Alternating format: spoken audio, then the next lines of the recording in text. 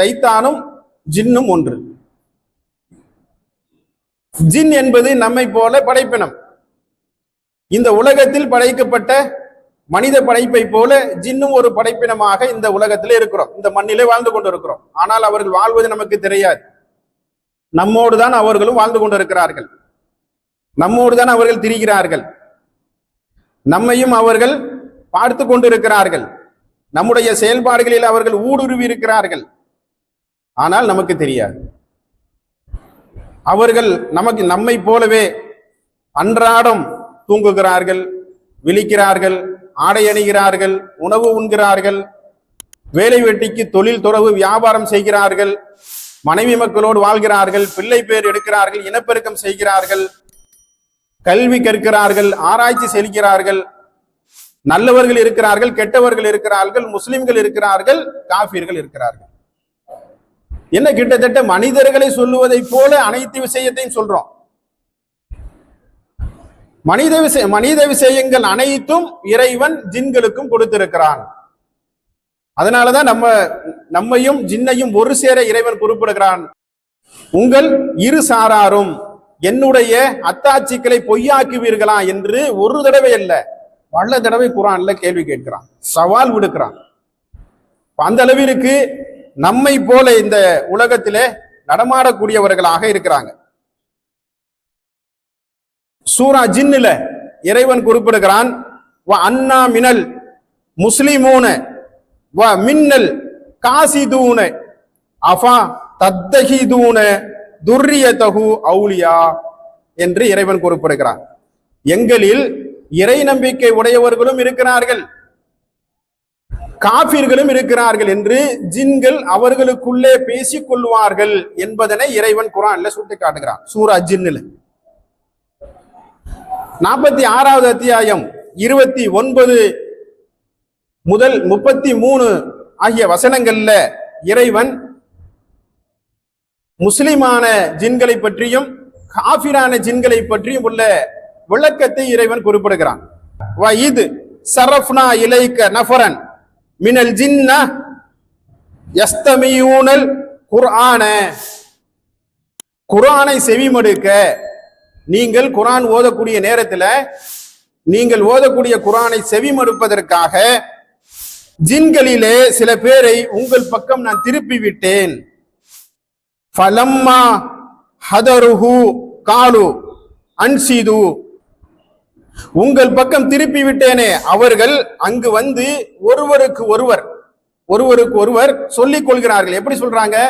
சத்தம் போடாம இருங்க, சத்தம் போடாம அமைதியா இருங்க, குர்ஆன் ஓதுறாங்க, நம்ம செவி மடுக்கணும், நல்ல விஷயத்தை கேட்டுட்டு போகணும் என்று அவர்கள் நபி ஸல்லல்லாஹு அலைஹி வஸல்லம் அவர்கள் மஜ்லிஸிலே குர்ஆன் ஓதுவதை அமைதியாக உட்கார்ந்து கேட்டுக்கொள்கிறார்கள்.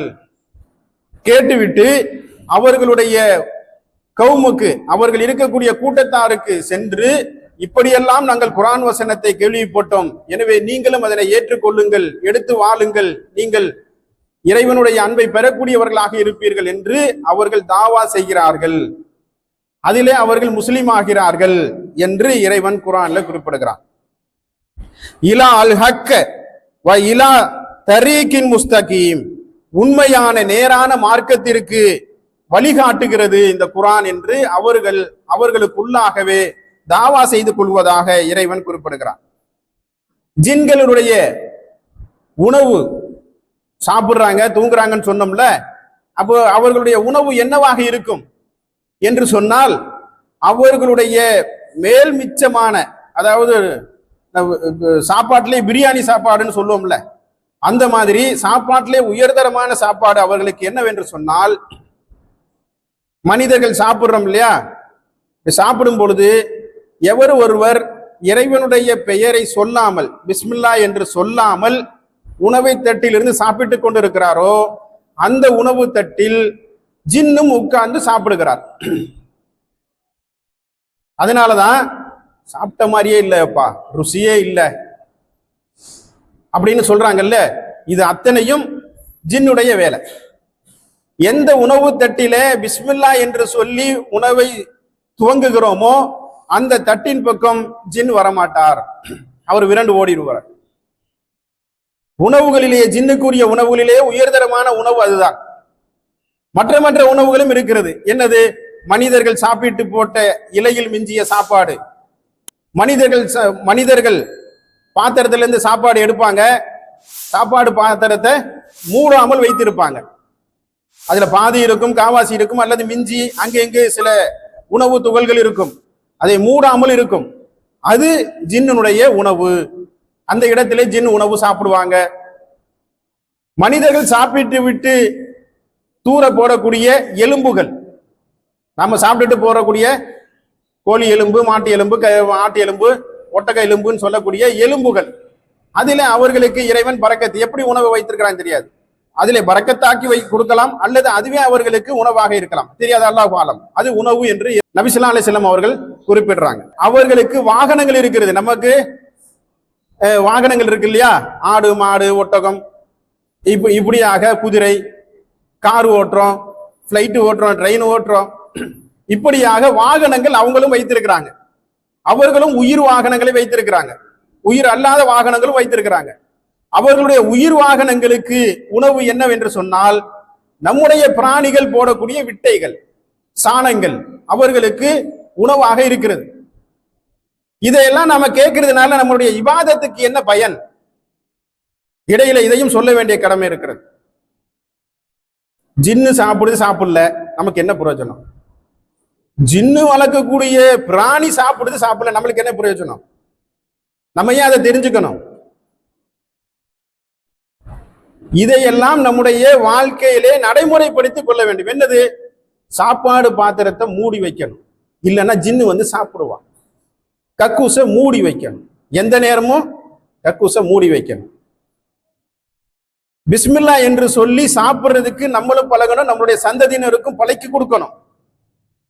அந்த தட்டை சுத்தமாக சாப்பிட்டு முடிப்பதற்கு கத்துக் கொடுக்கணும்.